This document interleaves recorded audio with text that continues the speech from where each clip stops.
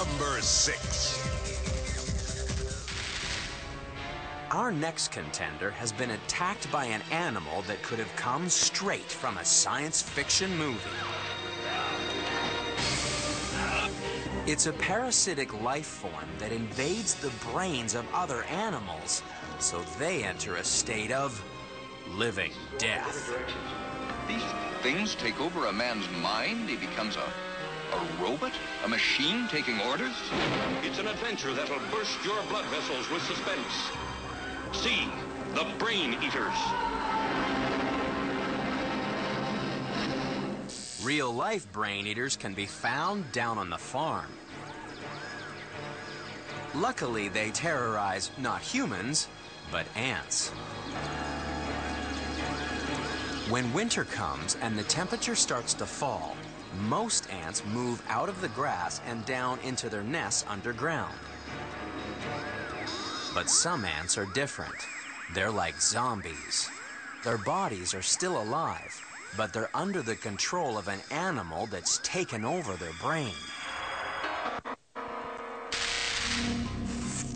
The real brain eater is a parasite that's lodged in the ant's head. The ant is still breathing, but paralyzed. Somehow, the parasite can make the ant climb to the tip of a leaf and clamp its jaws onto the blade of grass. In cool temperatures, the paralyzed ant can remain hanging onto the grass stem for up to 8 weeks. But this is just the beginning of one of the most complicated life cycles on the planet. Ants don't usually cling to the tips of grass, because these are the bits that get eaten by mammals like rabbits. This is bad for the ant, but it's exactly what the parasite wants, because when it gets eaten, it breaks out of the digestive system and into the liver. Here it grows into its adult form, a parasitic flatworm called a liver fluke that feeds on blood. But now it has to get back to the ant.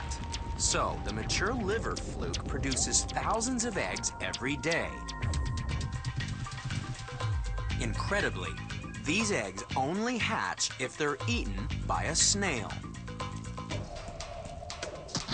Phase 2 begins when the egg hatches and the parasite moves into the snail's breathing cavity. It's so irritating that the snail covers the parasite in slime. Eventually, there's so much mucus that the snail has to cough up the slime ball.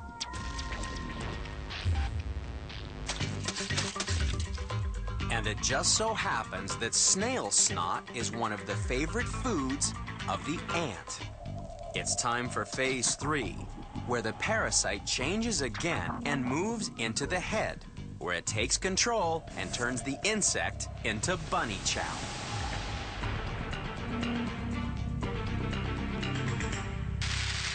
Unlike the poor old ant, at least our next contenders voluntarily move in and out of a state of suspended animation. Their stories have a happy ending, unlike any ant that gets caught up in the invasion of the brain snatchers.